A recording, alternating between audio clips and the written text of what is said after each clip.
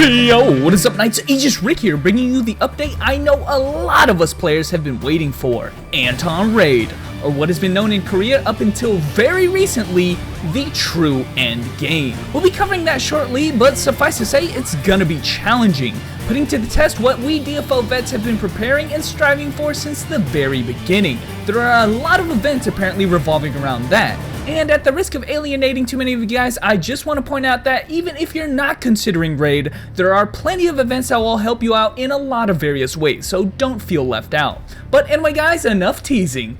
Let's go. Alright, let's get the colossal one out of the way first. Literally. Anton Raid, baby, woo! As mentioned, this is the big daddy of endgame content, with rewards that outclass almost every existing non-armor type item in the game currently. So needless to say, if you're striving to be the strongest, well, this is where it starts. Anton Raid is a 20-man choreographed dungeon in which 5 parties must split up and systematically take out the Apostle. If you've done Anton Normal, then it can be considered only mildly different from that, with some extra strategies involved. Oh yeah, and the mobs? Several times stronger than normal Anton, hence the extreme gear dependence. I realize this is a massive understatement to what Anton Raid is about, but I don't want to spend all video raving about it, so make sure to check out the official patch notes of the region there in the description below. Like I've already mentioned though, it's definitely worth for those best in slot items however. To celebrate the brand new release of this Raid content, we've been given some exclusive events to give you prizes and help make Raid easier during this event period. First off, if you're able to complete Raid a single time before the event period ends in a week on October 11th, you'll be rewarded with an exclusive title. It doesn't serve much purpose aside from bragging rights, but it does have some decent town movement speed if you want to zoom around town's Sonic status. Now, the more Raid relevant event is the Heritage of the Meisters. This event rewards you with huge primary stat buffs for the entire 20-man raid party. I'm talking massive raw stats, cooldown, and speed. This is just for the event period obviously, to help people dish out more damage. Now the kicker here though is that if you're confident that your party doesn't need the buff however,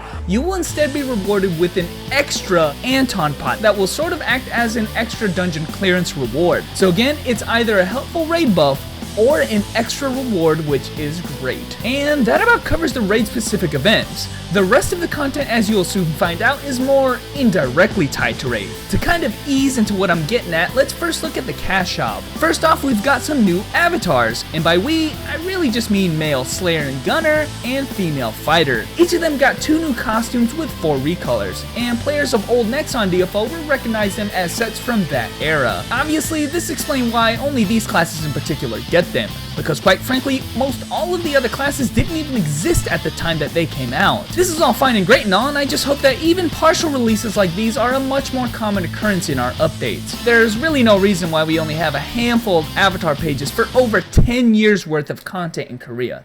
Just saying. The new item of the month here for the month of October is going to be Kaleido boxes. And well, let's be honest here, there's not very many of them. And finally, our updated Lost Treasure for the next few weeks are going to be focused around reinforcement. First off, you got the silver prize being a reinforcement protection ticket. This is kind of a huge deal at the moment considering the events we got going on, which will be explained. And finally, we do indeed see a return of the plus 12 ticket boxes. Opening Sieve's box will give you a random plus 12 tickets. These will attempt to enhance your gear to plus 12 in one shot.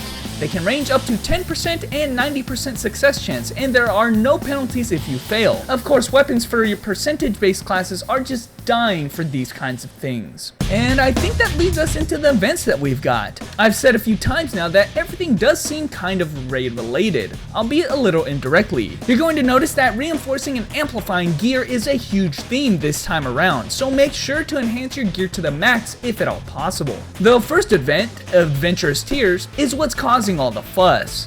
For the entire duration of the event, Kiri has a golden reinforcer. This thing changes the entire rules of how reinforcement and amplifying work. First off, the cost for attempting upgrades is reduced by 30%.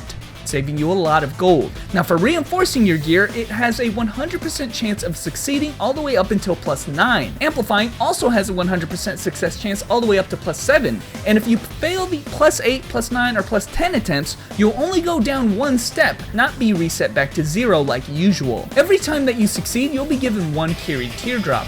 and every time you fail, you'll get 10. That's not it though. For both reinforcing and amping your gear, you cannot break your gear until past plus 11, meaning that your plus 11 attempt is completely safe to try. However, if you fail, you'll go back down to 0. Stop before trying plus 12 though, cause that's back into break territory. You'll need a ticket to keep going past there to make it safe. Using the teardrops that you get from reinforcing and amplifying, you can purchase goodies such as portable braziers to mitigate your cost of material. You can even get protection tickets as well. This can definitely save you loads of money when we're talking about high level equipment and amplifying. If you're running low on teardrops, mobs in optimal level dungeons seem to be dropping them as well, but I'm sure you'll have plenty just by reinforcing. And you know what? I almost forgot the most important thing about this event. We get buffs as an entire server when people succeed at high levels of reinforcement. At plus 12, we get a unique drop chance increase, and at plus 13, the entire server gets a 100% insane difficulty hell mode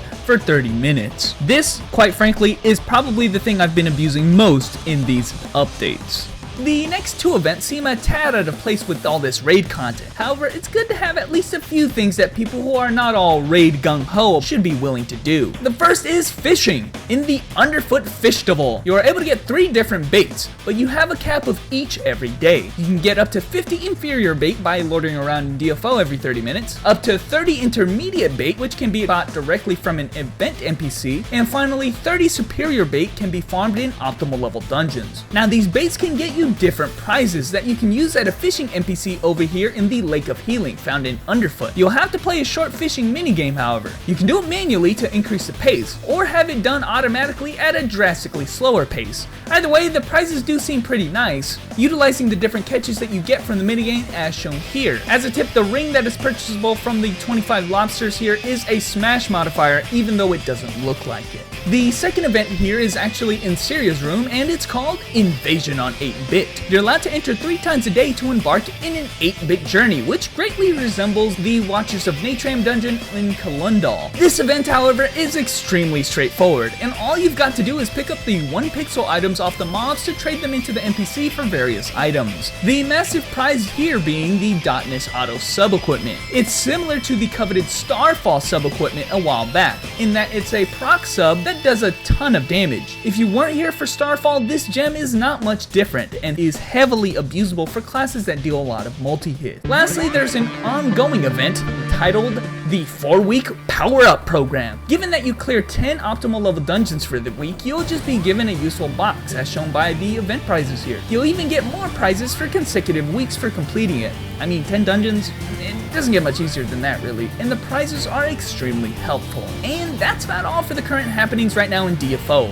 By the time I release this video, I'll have already tried out Raid a few times, and I think I'll probably be showing off a few of those runs somewhere here on YouTube. But if you want to catch these kinds of things live, make sure to follow me on the Aegis Rick Twitch channel if you haven't already. But anyway guys, thanks for watching. I hope this video has helped you, and or make sure to send it to somebody it will, and I will catch you knights later. Such as portable braziers, such as portable braziers. I can't say it, man.